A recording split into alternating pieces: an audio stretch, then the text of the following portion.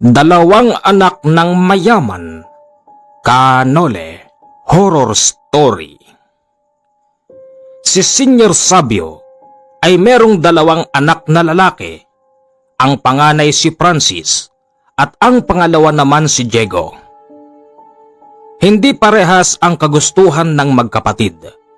Katulad ni Francis, tahimik na bata na parabang merong malalim na iniisip araw-araw. Habang itong si Diego, mahilig mag-inom at mag-nature trip kasama ng mga barkada. Isang hapon, si Diego ay lumapit kay Senyor Sabio upang manghingi ng pera. "Papa, sige na naman. Meron nga kaming nature trip ng mga tropa. Papa naman, nandun yung nililigawan ko. Kailangan, poging-pogi ako ron. Kailangan, sagot ko lahat ng gagastusin. Sayang naman yung yaman natin kung di ko man lang sila maililibre, di ba? Tsaka isa pa, Papa, minsan lang to."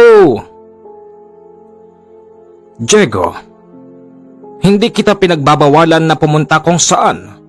Basta ang gusto kong mangyari, isama mo ang security aid mo." "Papa, pati ba naman sa gantong klase ng lakad? Merong buntot ng buntot sa akin?" "Wag na, Papa. Hindi naman delikado ron eh. At saka isa pa, bawal ang asungot doon." Sige. Pagbibigyan kita, Diego." Si Kuya Francis, tulala na naman." May iniisip na naman yan na kung ano-ano. Palibhasa, mahilig sa mga tinatawag na magic. "Hoy Diego, hindi kita kinakausap at hindi kita inaano. Kung ano gusto mo, bahala ka sa buhay mo. At wag mo rin akong pakikialaman." "Oo na." "Papa, tignan mo yang si Kuya Francis. Mamaya sigurado, lalayas na naman yan at pupunta na naman doon sa matandang weirdo, yung tinatawag niyang guro." "Di ba, Kuya?" "Diego, kailan ka pa natuto magsalita ng ganyan, ha? Kung kayo nga ng mga kaibigan mo, kung saan kayo nagpupunta pero hindi kayo nakakarinig sa akin ng pang-uusig." "Tama na yan, umalis ka na nga, Diego." Papa, nasaan na yung pocket money?" Ito. Mag-iingat kayo ron." "Yes, Papa." Pag-alis ni Diego, kinausap ni Senyor Sabio si Francis. "Papa, kung ang kapatid kong mas nakababata sa akin, pinababayaan nyo ng ganun, bakit ako? Gusto nyo akong usigin?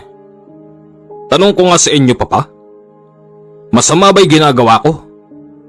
Anong magagawa ko? Yun nga ang hilig ko." "Francis, hindi kita inuusig, anak. Higit sa lahat, hindi kita pinipigilan sa gusto mo. Ang akin lang, anak, hindi mo kabisado yung tinatawag mong guro. Pansinin mo naman, iba ang level ng buhay natin sa kanila. Baka mamaya, pinadadama ka lang nun. Gusto kang perahan." "Papa, dyan ho kayo nagkakamali. Siguro, ni minsan, hindi ako hiningan ng kahit na 5. Huwag naman sanang maging masama ang tingin nyo sa mga ganong klase ng tao. Alam nyo ba, Papa, na yung mga ganong klase ng tao, doon ka lang makakakita ng tunay na respeto. Kaya kung ako sa'yo, Papa, ibahin mo tingin mo sa mga albularyo. Mababait sila." Sabihin na nating nakatsamba ka ng mabait, pero hindi lahat. Aminado ko ron, Papa. Hindi naman talaga lahat. Pero ayaw nyo ba nun?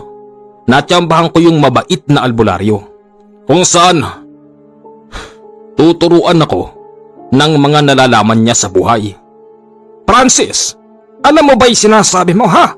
Imbis na ikaw at si Diego ang magiging tagapagmana ng mga negosyo natin, aba, Mukhang may plano ka pang maging albularyo. Tigil-tigilan mo yan, Francis. Papa, anong magagawa ko kung tinatawag ako ng panahon at ng pagkakataon? Papa, sa buhay natin, hindi tayo pwedeng mamili ng sarili nating tadhana. Kung saan tayo dadalhin, doon at doon tayo. Parang isang sundalo. Ano man ang katayuan mo sa buhay, pag tinawag ka ng serbisyo, hinding-hindi mo ito maiiwasan. Ang mga albularyo, maituturing ko na isang sundalo. Tama na! Tumigil ka na, Francis. Sige! Pumunta ka ron kung gusto mo. Ano? Kailangan mo ng pera? Ng panggasolina? Hindi ho, Papa. Meron pa naman akong pera. Hindi ako katulad ni Diego na mayat maya nang hihingi. Ginagastos kung saan-saan. Sa barkada, sa alak, sa pangbababae. Bahala ka. Pagkatapos magdiskusyonan ng mag-amang Sabio at Francis, umalis na si Francis at nagtungo kay Tandang Guro. Halos 3 oras ang biyahe ni Francis bago niya marating ang bahay. Dadaan ka kasi sa Makipot tapos Baku-Baku. Magandang hapon po. Tatang Guro. Ikaw pala, Francis. Ano nga napadpad ka uli rito? Katulad po ng sinasabi ko, nais ko pong matuto ng lihim na karunungan. Opo, katulad ng sinasabi nyo. Ayaw sa akin ng magulang ko na maging ganyan sa inyo dahil nga po kami ay anak mayaman.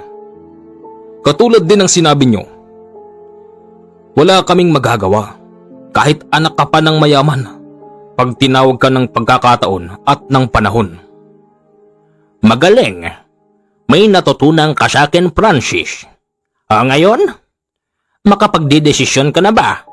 Naiiwan mo ang iyong mga magulang, ang iyong pag-aaral, higit sa lahat ang masarap na buhay mo, kapalit ng pag-aaral ng lihim na karunungan. Ang pag-aaral ng lihim na karunungan ay gugugol ka ng mahabang panahon. Hindi sapat ang 2 taon. Hindi sapat ang 5 taon. At higit sa lahat, hindi rin sapat ang mas mababang panahon o panakanakang oras. Alam ko po yun. Nakapagdesisyon na po ako. Pero ano? hindi ko pa ho nasasabi kay mama at kay papa. Pero tiyak ko na matatanggap nila yun. Francis, iho. Ayokong dumating ang panahon na ireklamo ako ng mga magulang mo. Baka naman sabihin nilang kinidnap kita at pinilit lang kitang sumama sa akin. Ayokong mangyari yun, Francis. Matanda na ako, alam mo yan. Ni minsan ay hindi ko pa naranasan na matulog sa likod ng rehas. Hindi po yun mangyayari. Pangako ko po sa inyo, Guro. Tanggapin niyo po ako. Francis, sige, bumalik ka rito sa susunod na buwan. Plantyahin mo muna ang gusot sa inyong pamilya. Gusto ko maayos ang lahat bago kita tanggapin bilang isang mag-aaral ko sa espiritual. Hindi ho ba pwede ngayon? Francis, hindi pa ba tayo nagkakaintindihan, iho? Paano naman ako pagdating ng araw? Sige po, naintindihan ko. Habang nag-uusap silang dalawa, si Canole ay kumakatok sa pintuan ng bahay ni Tandang Guro. Opo, Magandang hapon. Canole, ang aking kaibigan. Ano nga napadaan ka rito? Ang totoo po niyan, ikaw ang sadya ko. Ay bakit naman? Wala naman akong kailangan sa iyo. Meron. Nakalimutan mo na ba? Alin? Ay, sige ka. Hindi ko ito ibibigay sa iyo. Ah! ang mutya ng halamang Javier. Alam mo, 30 taon ko nang inaasyam na mapunta sa akin ang isang mutya na nanggaling pa kay Siyangkay Lihim. Mabuti naman at naisip ni Siyangkay Lihim na pagbigyan ako sa aking mga hiling. Nabasa kasi ni Siyangkay Lihim yung kinabukasan mo. Matagal ka pang mabubuhay ka panalig. Nang dahil doon, karapat dapat ka nabigyan at nang makatulong ka pa sa mga tao. Teka, may bisita ka? Magandang araw kaibigan. Ako nga pala si Nole. Nolesto kung tawagin. Magandang hapon po. Francis ho pala. Tatang Guro, kaibigan nyo? Oo, Francis. Kaibigan ko siya. Siya nga pala Nole. Siya si Francis, anak ni Senyor Sabio. Anak ng isang taong kilala dito sa amin at kinatatakutan iniiwasan. Ganon? Bakit naman iniiwasan ng pamilya nyo? Nole, huwag mo nang tanungin. Hayaan mo na.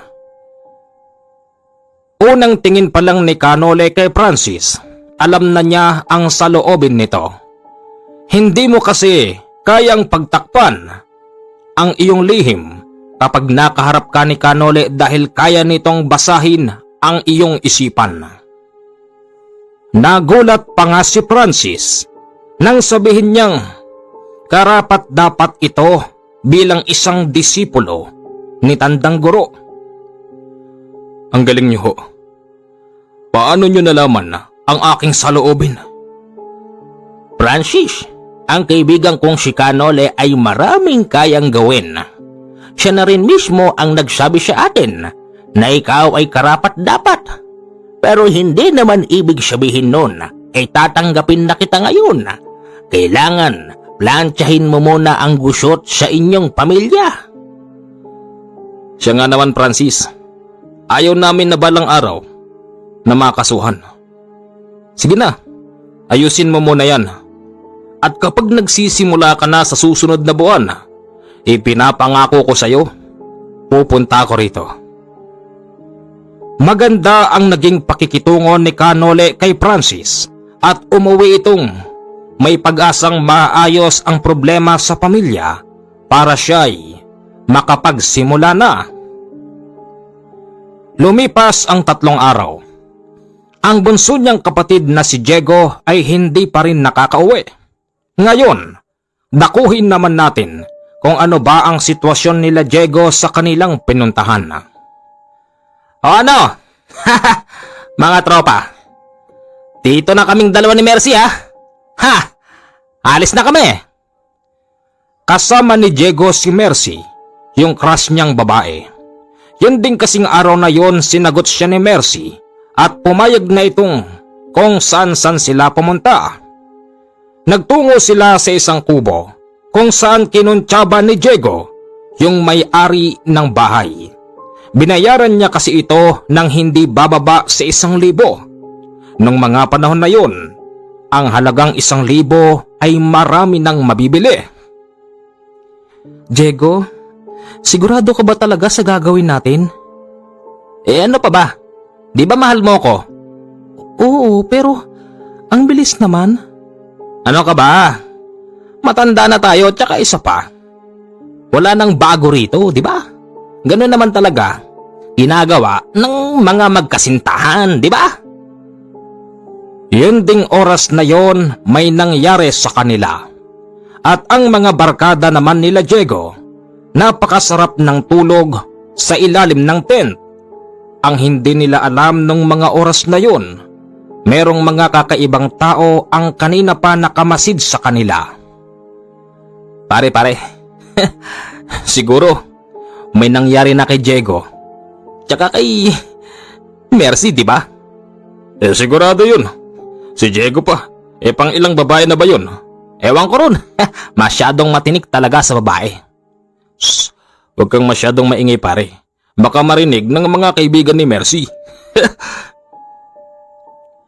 Maya-maya pa, inakala ng mga lalaki sa loob ng tent na binibiro sila ng mga babae sa kabilang tent Kanina pa kasi may paikot-ikot. Hoy girls! Huwag nyo naman kaming ganyanin. Ano ba kayo? Wika nung isang lalaki. Oo nga naman mga girls. Kung gusto nyong makijoin sa amin, wala namang problema ron. Maya-maya pa, yung mismong zipper ng tent ay unti-unting umaangat. Nagulat na lamang sila dahil may sumilip. Hindi pa ba kayo aalis dito? Masyado nyo na kaming ginagambala. Wika nung lalaking may mapangit na muka. Hindi malaman ng tatlong lalaki sa loob ng tent ang kanilang gagawin. Nariyan yung nagtatalokbong ng kumot. Nariyan yung naglabas ng kutsilyo para sirain yung tent. Nariyan yung sigaw ng sigaw. Sa kabila naman yung mga babae, sigaw din ng sigaw dahil merong isang lalaking nakadungaw din sa kanila. Masyado nyo na kaming inaabala. Panahon na para kainin namin kayo.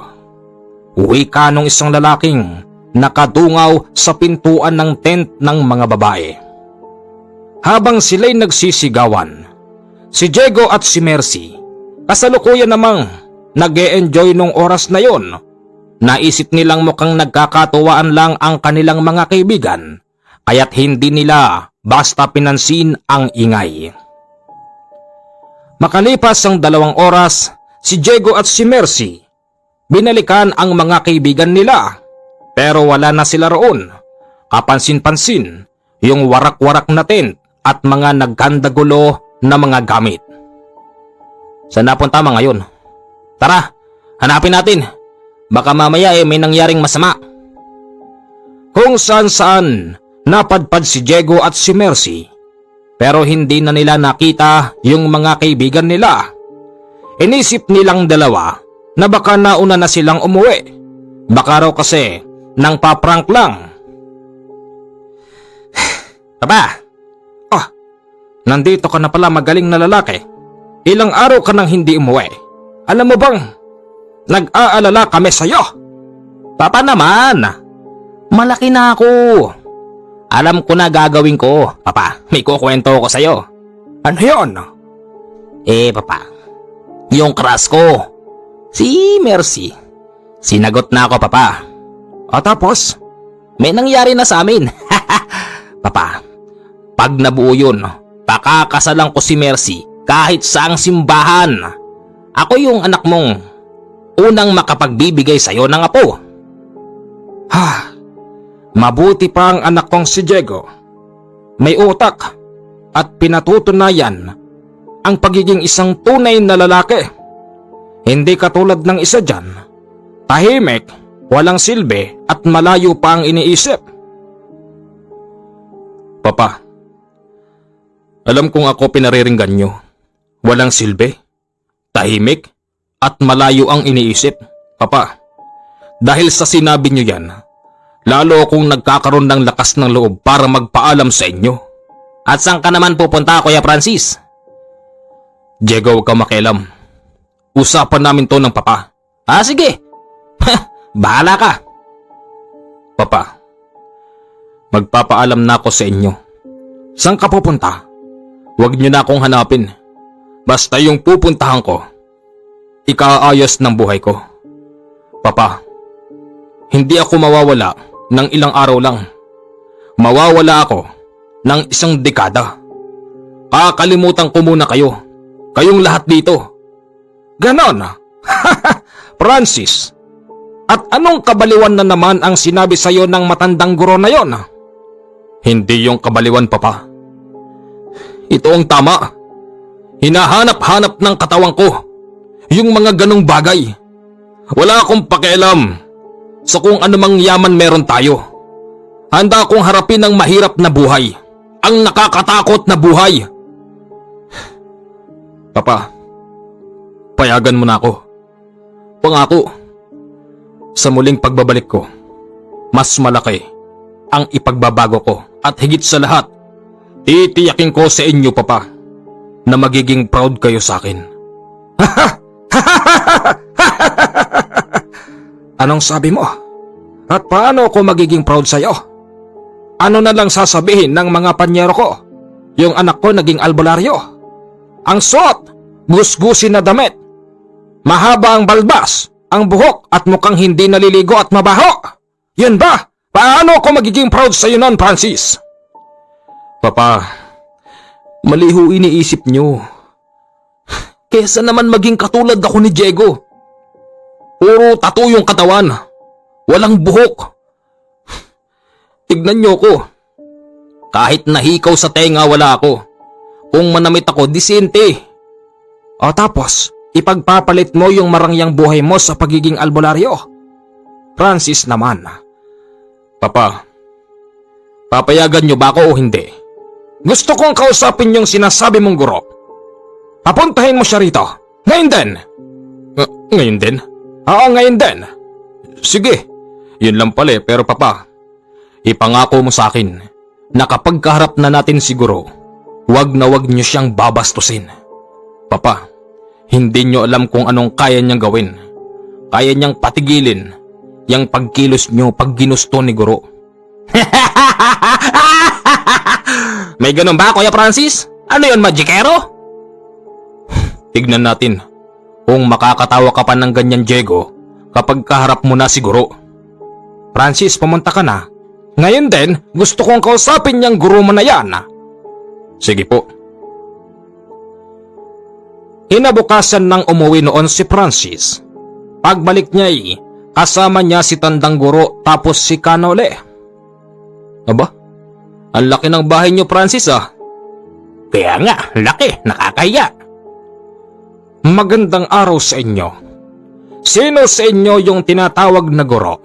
Ako ho yun. Ikaw? Ha! Francis anak. Sabi ko na nga be, ganito ang magiging itsura mo balang araw. Yan ba ang pinangarap mo? Magsuot ng gusgusin na damit. Humaba ang balbas, higit sa lahat payat, parang walang makain. Francis, nagtrabaho ako ng mahusay nagnegosyo para sa atin, tapos yan lang pala ang pangarap mo sa buhay. Sabihin niyo na ho kung anong gusto niyong panglalait sa amin. At sino ka? Hindi naman pala ikaw siguro. Ako ho si Nolesto. Nolesto? Teka, parang narinig ko na yon sa kaibigan kong opisyal. Marami ho akong kaibigang opisyal. Huwag ho nating pag-usapan yun. Naparito ho kami dahil pinatatawag niyo raw po kami. Hindi ikaw ang pinatatawag ko. Kung hindi siguro, Hindi ako pupunta rito, Senyor Sabio, kung hindi siya kasama. sige. Eto tali, nandito na yan. Pag-usapan natin yung ipinapaalam sa akin ng anak kong si Francis. Sa'yo na raw siya titira sa loob ng mahabang panahon. Tanong lang, guro, anong ipapakain mo sa anak ko? Hindi yan sanay sa kamoting kahoy. Alam niyo po, ang pag-aaral ng lihim na karunungan ay walang pinipiling pagkain. Hindi mo ba ako narinig? Ang sabi ko, hindi yan sanay sa kamoting baging. Naintindihan mo? Ulitin ko po, ang inyong anak ay hindi maarte. Nakita niya ang kinakain ko sa bahay, na niluluto ko sa maliit na palayok. Kinakain yun ng anak mo. Totoo ba yan? Totoo yun, Papa. Kung dito, mukha akong maarte sa paningin nyo. Pues, sa bahay ni Guro hindi. Kahit na kamote lang araw-araw, kahit na mais lang, kahit na yung kape gawa sa bigas, ayos lang. Kahit na yung tubig, inigib lang sa balon, ayos lang. Magkakasakit ka ron? Hindi, Papa. Dahil ang albularyo sa harapan nyo ay maraming alam na gamot. Hindi katulad natin. Magkaroon lang ng kaunting sinat, itinatakbo sa ospital. Gumagastos ng malaking pera. Kay Guro, hindi na kailangan ng ganun. At alam nyo ba? Sa dami ng ginamot ni Guro, ni minsan Papa, hindi ko nakitahan na hiningan niya ng pera. Sige, dumako tayo sa usapan na yan. Di ba nabanggit nyo sa akin? Noon, ang mga albularyo ay mukhang pera. Papa, aminin mo sa akin yun. Aminin mo sa harap nila. Yun naman ang totoo eh. Ang mga albularyo wala namang kayang gawin yan. Kesyo nagpapagaling, nagpapasape, hindi totoo yun. Scripted lang ang mga yon. Ginagawa nila yon para maperahan ang mga kliyente nila. Ano pa po? Sige po. Magsalita po kayo ng gusto nyo. Tatanggapin ho namin. Sige. Eto pa. Yang mga albularyo na yan, kahit na hindi naman akma sa sakit ng tao yung ginagamot nila, sinasabing nakukulam. Ano pa po? Marami akong pwedeng ipukol. Kaya nga kung ako ang tatanungin, ayokong mapunta ang anak ko rito sa matandang to. Wala akong tiwala. Baka mamaya hindi na kami magkita ng anak ko habang buhay. Mahal na mahal ko yan. At hindi ko pinaranas sa kanila ang mahirap na buhay. Anak, mag-isip ka. Pag sumama ka sa matandang to, natitiyak ko sa'yo, mararanasan mong kumain ng isang beses sa isang araw. Dito ba sa atin, nagawa ko ba sa inyo yan? Di ba?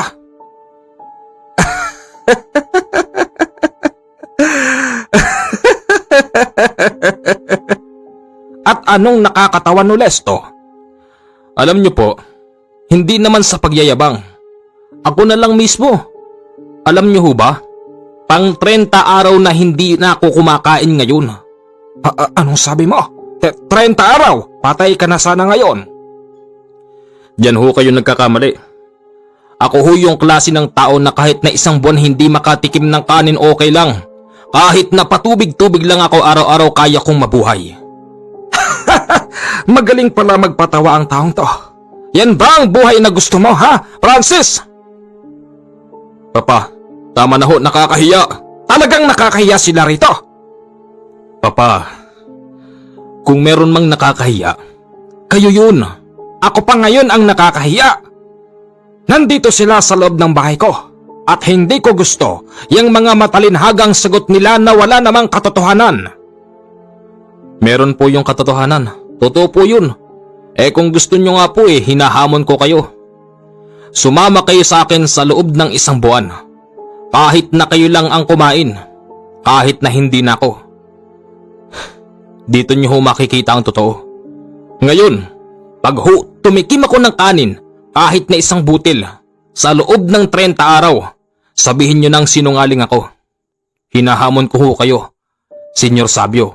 Pero, kapag po ako'y nabuhay, sa patubig-tubig lang sa loob ng 30 araw, sa ayaw at sa gusto nyo, papayag kayo na yung anak nyo ay magiging disipulo ng aking kapanalig.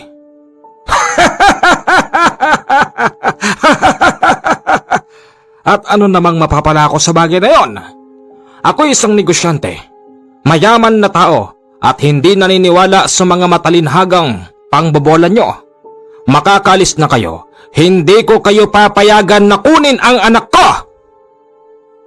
Oh, ano pang ginagawa nyo rito mga mababahong tao? Alis, alis! Tarna, Guro. Guro, pasensya na ho kayo. Ayos lang yan, Francis. Katulad naman ng sinabi ko sa'yo, ayusin mo muna ang gusot. Mukhang walang pag-asa. Guro. Ayos lang, Francis. Kami yung mga taong merong mataas na pag-iisip at hindi basta-basta nagtatampo. Pasensya na ho talaga. Kuya Francis, palisin mo na yung mga mabahong yan. Bagong ligo ako Pakawari ko'y kumapit sa katawan ko yung amoy ng dalawang lalaki na yan. Dahil sa paulit-ulit ang panghuhusga ni Diego, pinatahimik ito ni Canole. Bigla na lamang itong natulala at hindi nakapagsalita. Hoy, Diego! Pumasok ka na nga sa kwarto. Nakatapis ka pa. Diego! Ano bang nangyayari sa iyong bata ka? Aba, na-stroke yata si Diego Senyor Sabio, bago ako umalis, nais kong sabihin sa iyo na hindi na-stroke ang anak mo, pinatahimik ko lang. Yan ang isa sa aking kakayanan. Anong sabi mo? Pag-alis nila Canole, dito pa lamang nakapagsalita si Diego. Anong klaseng tao yon? Di ako nakagalaw ah. Di rin ako nakapagsalita. Yan ang kakayanan ng mga taong yun. Mahirap silang kalaban, Papa. Kahit ang mga baril, hindi puputok pag itutok nyo sa kanila. Paniwalang paniwala ka sa mga taong yun. Hindi totoo yun, Francis. Ayokong pupunta ka roon. Naintindihan mo? Kayo hong bahala. Bahala ho kayo. Anak nyo kami. Ano bang magagawa namin? Sunod-sunuran na lang ako sa kagustuhan nyo. Makalipas ang 2 araw, yung mga kaibigan ni Mercy ay hindi pa rin nakakauwi. Ganon din ang kaibigan ni Diego. Kaya't ang mga pamilya nito ay pumunta na sa bahay nila Diego upang alamin kung saan ba nagpunta yung mga kaibigan niya. Ayon naman kay Diego, nauna na silang umuwi at nagbibiro lang sila na kunwari ay nagsisigawan. Yun po ang totoo. Katunayan, pagpunta namin ni Mercy sa kanila, wala na sila. Di ba, Mercy? Oo nga po, akala nga namin umuwi na sila. Nako, saan ba kayo nanggaling nun, Diego? Sa gubat po, nag-nature trip kami. Akala nga namin nauna na silang umuwi. Kaya lang hanggang ngayon pala, wala pa sila. I-report natin. Kailangan malaman ito ng kaibigan kong opisyal na nakakasakop dito. Hindi po pwedeng hindi na malaman kung nasa ng mga batang yon. Hindi biro yan. Dahil sa nawawala ang mga kaibigan nila Diego, nagpatawag sila ng isang opisyal. Makalipas ang 2 oras, nagtungo na ito sa bahay nila. Kumpadre, pasensya na sa abala, pero hindi na biro ang nangyayari. Si Diego at ang kanyang mga kaibigan ay nag-nature trip sa kagubatan. Akala ng anak ko at ni Mercy nauna nang umuwi yung mga kasama nilang babae at lalaki. Kaya lang, hanggang ngayon daw, hindi pa nakakauwi ang mga batang yon. Kaibigan, wala kaming ibang lalapitan kung hindi ikaw. Sana'y tulungan mo kami. Alam naming trabaho mo yan bilang isang opisyal, di ba? Oo naman. Trabaho ko ito bilang isang opisyal. Huwag kang mag-alala, kumpadre. Gagamitin ko ang lahat ng aking koneksyon upang mahanap ang mga batang yan. Sa ngayon, kailangan ko mag-atas ng ilan sa aking mga tao para mag-imbestiga. Salamat, kumpadre. Salamat. Sumama si Francis sa mangilan-ngilan na mga polis na nag-imbestiga sa lugar. Ayon sa investigasyon ng mga polis, mukhang may nangyari nga na kung ano roon. Mababakas kasi sa lugar yung mga gulugulong gamit. Pero hindi mo mababakas na may mga nagpatayan. Kahit kasi isang patak na dugo ay walang makikita ron. Meron akong pakiramdam. Hindi kaya't mga masasamang tao na kalaban ng mga albularyo ang gumawa nito? Anong ibig mong sabihin, anak? Papa, yan ang sinasabi ko sa inyo. Gubat to Maraming mga nilalang ang nakatira dito. Maaring engkanto, aswang, o kung ano-anong mababangis na hayop ang kumuha sa kanila, Papa. Alam nyo ba? Isa yan sa dahilan kung bakit gusto kong maging albularyo.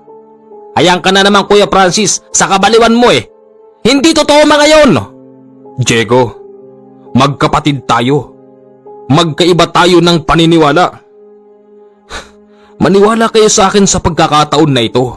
Meron akong pakiramdam na hindi basta tao ang kumuha sa kanila. Lalapit ako kay Guro. Lalapit ako. Paalisin nyo na mga pulis.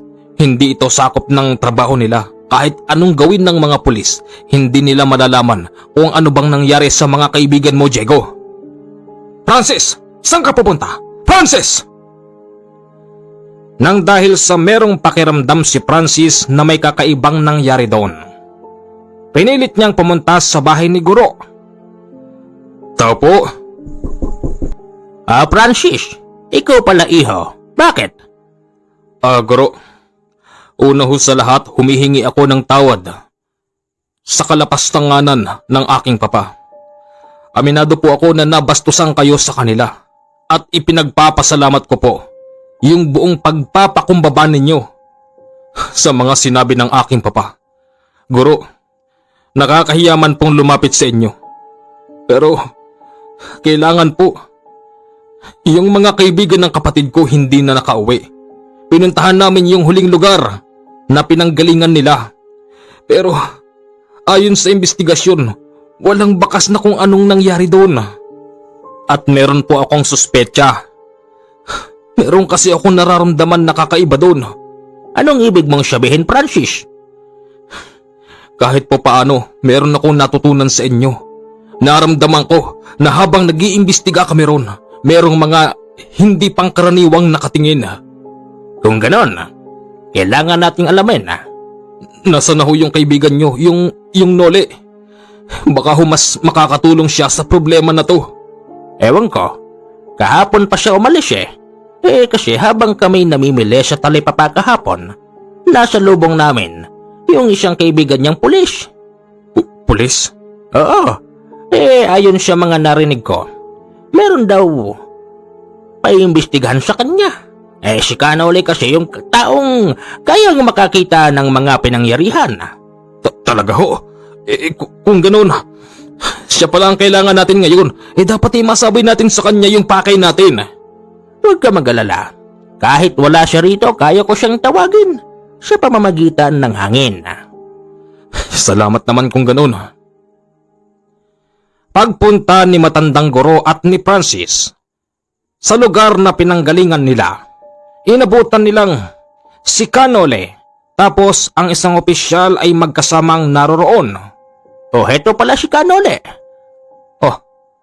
Guro, Francis, bakit magkasama kayong dalawa? Pinuntahan ako ni Francis sa bahay. Ang sabi kasi, nawawala raw ang mga kaibigan ng kapatid niyang si Diego. Teka, siya yung pulis na nakausap natin sa talipapa nung isang araw. Siya yun. Kaibigan ko siya. Ngayon, harapan kong sasabihin sa inyo. Kaya nawala mga batang yun dahil tinangay sila ng mga aswang. Ang hindi lang natin alam ngayon kung buhay pa ba sila.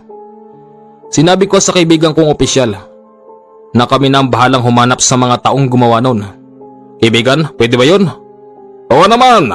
Pagdating sa mga bagay na ito, alam kong diyang ka maasahan. Maraming salamat kaibigang Nole dahil napunta ka sa lugar na ito ngayong kailangan na kailangan kita. Sana naman, pagkatapos ng problema na ito, yung papa mo, Francis, ay makumbinsi na dahil tinatawag ka talaga ng pagkakataon na. Sana nga po. Hindi mo na sila lumakad nung oras na yon. Napakalakas na kasi ng hangin. Tapos may nagbabadyang bagyo. Nagpumilit si Francis na doon muna sila tumuloy sa kanilang bahay. Papa, bakit? Andito na naman ang mga taong yan. Kaya nga, ano bang ginagawa dito niyan? Uy, papa, pati yung kompadre niyong opisyal, nandito. Kompadre, magandang gabi sa'yo. Nais kong ipagpaalam sa'yo na ang kaibigan kong manggagamot na si Nolesto at siguro ay dito muna sila tutuloy hanggat hindi natatapos ang malakas na hangin dito. Ano? Kaibigan mo ang dalawang yan? Oo, kaibigan ko sila. Sila ang aking nilapitan para nang sa ganon, mabilis na malaman natin kung saan ba pinunta ang mga batang yon. Kompadre, pati ba naman ikaw naniniwala ka sa mga taong yan? Kompadre, ang kaibigan kong si Nolesto ay marami nang napatunayan sa akin. Alam mo ba, nung ako isang batang tinyente pa lang, siya yung taong tumulong sa akin para masolve ang mga problema na hinahawakan ko.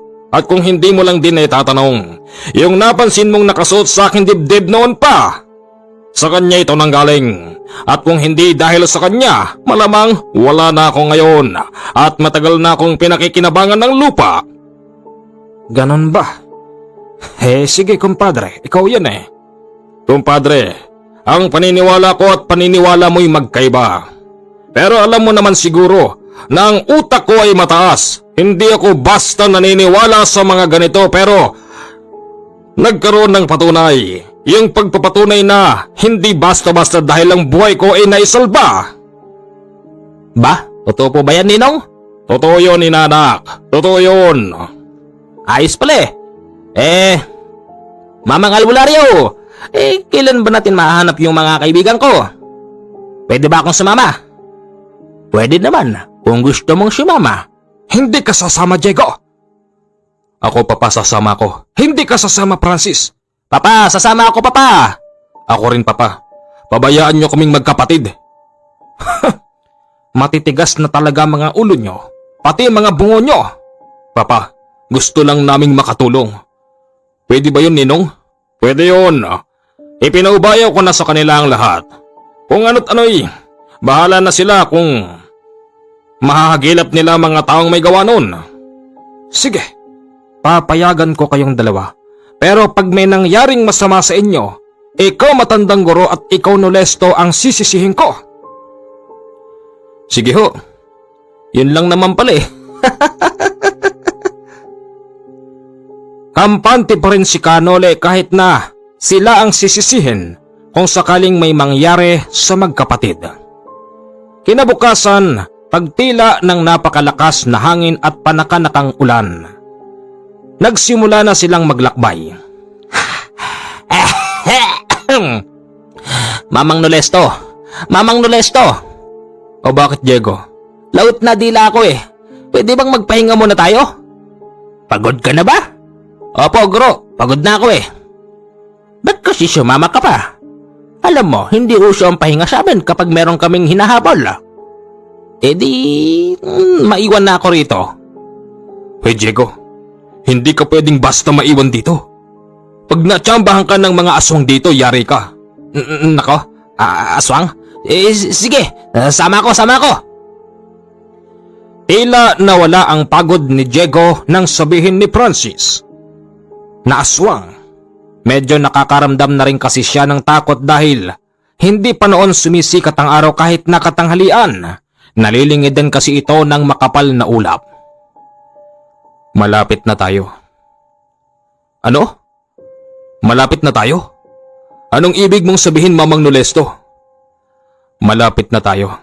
Nararamdaman ko. Heto na yung baryong hinahanap natin. Guro, bahala ka sa dalawa. Protektahan mo sila. At akong bahala sa mga taong nakatira dito. Sige, Canole. Akong bahala sa magkapatid na ito. Walang ano-ano'y. Pumasok sila sa loob ng baryo. Mabibilang mo sa iyong mga daliri ang mga bahay doon. Kapansin-pansin din yung pagiging masinop ng bahay nila. Halos walang bintana tapos maliit ang pintuan. Alam nyo, kinalulungkot kong sabihin sa inyo pero hindi ko na maramdaman ang presensya ng mga batang nawawala. Sana'y wala sila rito. Sana'y nasa ibang lugar lang sila. At sana, nandito pa yung mga salarin. Pumasok si Canole sa loob ng isang bahay kung saan merong isang pamilyang natutulog. Ni hindi man lang nagising ang pamilyang yon. Umalis noon si Canole sa loob ng bahay dahil para bang mga inosenteng tao ang nakatira doon. Lahat ng mga kabahayan natutulog ang mga tao na animoy sinadya at para bang alam ng mga ito na paparating sila Canole. Guro, walang tao. Wala sila rito. Hanapin natin kung saan. Imposibleng nagkamali ako. Nararamdaman ko na ang presensya nila. Muli silang magpapatuloy na sa paglalakad hanggang sa nasa lubong nila ang isang lalaking nakabahag. May bitbit itong baboy ramo tapos merong ilang tipak na kahoy. Makikiraan po kami. Ibinaba ng lalaking nakabahag ang baboy ramo tapos kumuha ito ng pana sa likuran. Sandali lang, kaibigan. Hindi kami mga kalaban. Sandali lang. Sino ba kayo, gaho? May hinahanap kaming mga bata. Walang batang napupunta dito. Umalis na kayo ngayon. Sandali lang ho. Ay, magtatanong lang ho kami. Baka ho meron kayong nalalaman. Habang sinasabi yun ni Canole, pinagmamasdan niya ang mga mata ng lalaki. Kitang-kita mo yung takot sa kanyang mga mata, na may merong gustong sabihin pero may kinatatakutan. Maya-maya pa ang lalaking yun, mayroong inamin sa kanila. Kung hinahanap daw nila yung mga taong kumakain ng kapwa-tao, pues hindi ito makikita sa kanilang baryo dahil makikita ito sa bandang itaas na hindi masyadong malayo sa kanila. Ayon pa sa lalaking nakabahag, yung mga taong nakatira sa bandang itaas ay kinatatakutan nila. Halos buwan-buwan, dumadalaw ang mga ito sa kanila para mangdagit. Pero ang ginagawa naman ng mga taong yun, pinoprotektahan nila ang kanilang sarili para walang mabawas ni maski isa sa kanila. Makalipas ang 20 minutong pagtahak sa papataas na bahagi, narating na nila yung sinasabing tinitirhan ng mga taong kumakain ng kapwa-tao. Magsigsilabas kayo dyan sa kuwebang yan. Pagod na ako. Baka hindi nyo alam, hindi pa ako naliligo. Busit na ako. Makating-makati na ang katawan ko. Wika ni Diego habang galit na galit. Yung kapatid naman niyang si Francis ay pilit siyang inaawat. Binubunot na kasi noon ni Diego yung baril niyang nakalagay sa tagliran niya. Akmang magpapaputok ito nang biglang agawin ni Canole ang kanyang baril. Wala sa usapan na magpapaputok ka. Pagod na ako eh. Gusto ko nang matapos to. Gusto ko nang mabawi mga kaibigan ko. Ganun ba? Kung gusto mong mabawi, pues manahimik ka. Tong baril mong to, wala naman tong magagawa eh. Paano wala? Nakakapatay ng tao yan. Hindi tatalab ang mga bala mo. Okay? Para hindi na pakinabangan ni Diego ang kanyang mga bala, dinurog ito ni Canole sa kanyang harapan at nang bitawan niya ito, parang mga niyuping tingga na lang. Anong ginawa mo? Paano mo nadurog yan sa mga palad mo? Yan ang aking kakayanan na hindi nyo kayang gawin. Manahimik ka dyan, okay? Okay, sabi mo eh. Dahil sa nagsisisigaw na noon si Diego, nakasilip na ang 4 na lalaki sa pintuan ng kuweba. Dali-daling umakyat doon si Canole para tanungin ang mga ito. Sumarado yung pintuan at gawa pa sa bato. Kapanalig, ikaw nang bahala. Ang matandang guro ay meron palang tinatawag na kakaibang abilidad. Hawak-hawak nito ang kanyang tungkod. Maniwala kayo o hindi, tinuktok lang ng tungkod niya yung pintuan na bato at bigla na lamang itong bumukas.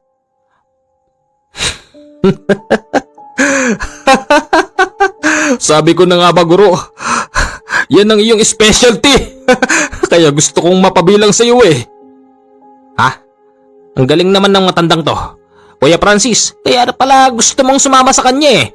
Talagang nakakabilib pala matandang to. Yan ang isa sa aking kakayanan na hindi basta kayang gawin ng kung sino. O tara, pumasok na tayo sa loob. Canole, nararamdaman mo ba ang presensya ng mga bata? Nararamdaman ko. Buhay pa silang lahat. Talaga? O sige, tara. Pagpasok nila sa kaloob-looban ng kuweba, halos wala na silang makita. Nang dahil dito nagbukas ng sulo si Canole at unti-unti silang nanggagapang. Kung si Canole lang, kaya niyang lumakad sa gitna ng dilim ng kuweba dahil nakakakita ito sa madilim. Pero yung mga kasama niya, maging siguro ay walang kakayanan na makakita sa dilim. Sa kanilang pwesto, rinig na rinig nila yung mga lalaking nagtatawanan, tapos mga kabataan na nagsisigawan na animoy pinaglalaroan ng mga kalalakihan sa loob, yung mga kababaihan. Huwag muna kayong kikilos ah. Marahil alam na ng mga tao rito na nandito tayo. Imposibleng hindi nila tayo nakita kanina. Canole, pag ba Natapos natin ang misyon natin. Papayagan na kaya ako ng papa? Papayagan ka na noon, kuya. Ako na mismo magsasabi kay papa. Nakarapat dapat ka maging albularyo. Parang gusto ko na nga din eh. Pwede kaya ako, Mamang Nole? Siguro pwede kitang maging mensahero. Makulit ka eh. Anong mensahero? Messenger, tagadala ng sulat. Nako, yun ang papel ko sa'yo. Paano ako matututo manggamot niyan? Huwag ka mag-alala. Magiging albularyo ka din, okay? Nang marating na nila yung pwesto ng ingay, yung mga ilaw sa gilid ng kuweba ay nagsigsipatayan. Kasabay nun, ang pagkamatay din ng mga dala nilang sulo. Pero hindi nila maloloko si Kanole dahil nakikita niya ang galaw ng mga tao sa loob. Unti-unting nanggagapang ang mga ito at nagtatalunan sa mga naglalakihan na bato. Akmang dadakmain ng isang lalaki si Francis nang bigla siyang suntukin ni Kanole sa sikmura. Nakikita ko kayo. Kahit saan pa kayo magtago. Kahit na ginagamit nyo ang dilim para lang makapanglamang sa aming pues nagkakamali kayo. Kitang-kita ko mga galaw nyo. Isang galaw mo pa, nandyan sa kanan, titiyakin ko sa'yo na tatamaan ka ng nagliliyab na sibat at gagawin kitang abo. Matapos sabihin yon ni Kanole ay patuloy pa rin sa panunubok yung sinasabi niyang nasa bandang kanan. Hindi nagbibiro si Kanole nung mga oras na yon at tinamaan nga siya ng nagliliyab na sibat at unti-unti itong naging abo. Nakita nyo? Yung nangyari sa kaibigan nyo? Kayo dyan, yung mga nasa gilid ng sulo. Inuutusan ko kayong sindihan ng sulo para magkaroon ng liwanag dito. Kung hindi kayo susunod sa akin, kayo dyan ang susunod kong gagawing abo. Tila ba natakot ang mga nasa gilid ng sulo, kaya't unti-unti nilang binuksan ang sulo. Magaling, takot naman pala kayo eh. Yung mga bata. Kayo rito, mga iha, mga iho, hali kayo rito. Kapansin-pansin sa mga kabinataan yung pagiging puyat tapos payat. Halos hindi na kasi kumakain ng mga ito. Ayon sa kwento ng mga bata, pinaglalaruan daw sila ng mga lalaki. Pero hindi naman sila ginagawa ng kahalayan. Ang ginagawa lang sa kanila, pilit silang pinagsasayaw habang ang mga lalaking yon ay nag-iinom ng tuba. Magalang naman daw ang mga kalalakihan na bumihag sa kanila ni hindi sila hinahawakan pero tinututukan ng matulis na sandata kapag hindi sila nagsayaw. Sino sa inyo ang tumatayong leader? Kakausapin ko lang. Ako ang pinaka-leader dito. Ano bang kasalanan namin sa inyo? Bakit nyo kami sinugod sa sarili naming bahay? Pwede namin kayong kasuhan. Kung meron mang dapat nakasuhan kayo yun. Alam nyo ba yung mga batang to?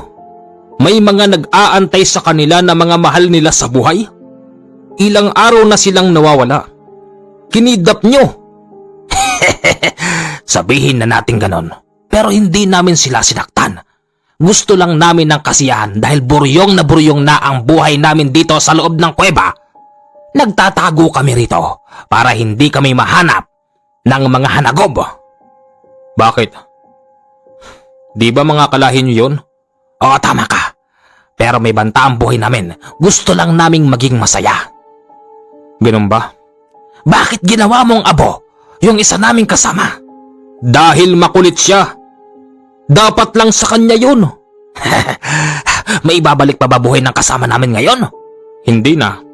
Pero kukunin namin ang mga batang ito. Nag-iinom pa kayo ng tuba tapos pinagsasayaw nyo? Ni hindi nyo man lang binibigyan ng sapat na pagkain? Anong klaseng mga tao kayo? Kukuha lang kayo ng kasiyahan yung mga batang may naghahanap pa sa kanila? Bakit hindi kayo magpunta sa kabaret? Magbayad kayo ron! Makulit ka rin, albularyo, no? Delikado buhay namin sa mga kapwa namin aswang. Ha? Naintindihan mo yon? Anong magagawa nyo ngayon kung kukunin ko na yung mga bata? O baka naman gusto nyong magkasubukan pa tayo? Teka nga, bakit ba hinahanting kayo ng mga hanagob? Dahil ayaw na namin sa kanilang pamumuno.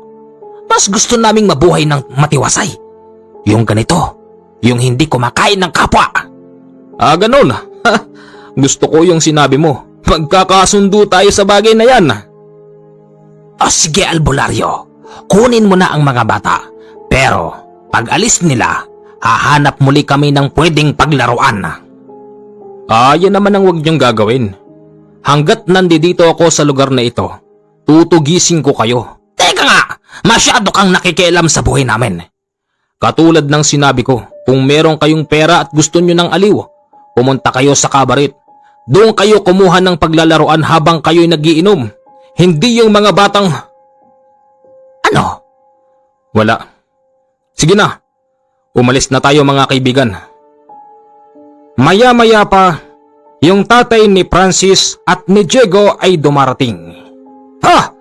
Andito pala mga batang to eh. Senyor Sabio. Eto sila. Oo nga, sino yung mga lalaking yan? Ang babaho? Teka, kung magsalita ka tanda, parang mabango ka. Amoy lupa ka na rin. Aba, bastos ito ah. Papa, huwag mong ginaganon yan, mga aswang yan, papa. Ano? Anong aswang? Hindi totoo mga aswang. Ganon. Total, hindi ka naniniwalang mga aswang kami. Ipapakita ko sa iyo ang totoo. 4 sa mga lalaking yon ang nagbago ang anyo. Gulat na gulat ang papa ni Diego at ni Francis. Dito pa lang siya naniwala na meron pala talagang mga aswang sa panahon na yon. Ay! Huwag kayong lalapit! Huwag kayong lalapit! O ano, Senyor Sabio? Naniwala ka na no? Alam mo, sa mundong ating ginagalawan, hindi lang tayo ang nilikha. Marahil, kadalasang nakikita natin mga tao. Tao rin naman sila pero sila yung klase ng taong ipinanganak na ganyan. Kaya hindi ka pwedeng basta magpakakampante sa panahon ngayon. Baka nakakasalamuha mo na pala yung mga aswang hindi mo pa alam. Ay! Huwag ka lalapit sa akin! Masyado mo kaming minamaliit. Teka sandali. Papa ko yan. Huwag mo siyang sasaktan. Papa Francis, anak! Anak! Ilayo mo sa akin ang lalaking yan! Hindi ko naman sasaktan ng papa mo. Masyado ka namang OA. Huwag na huwag mong sasaktan ng papa ko. Ako makakalaban mo. Sige, umalis na kayo. Bitbitin nyo ang mga bata. Umalis sila dahil pinayagan na silang makalabas. Pagdating sa lugar ng mga katutubo, ayon dito, dapat daw tinuluyan na ang mga yon dahil nga nang dadagit daw sila ng tao.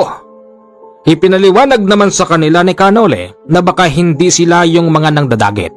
Maaring napagbibintangan lang sila. At ayon naman din sa deskripsyon na ibinigay ng mga katutubo, ibang-iba ito sa mga itsura ng mga lalaki sa kuweba.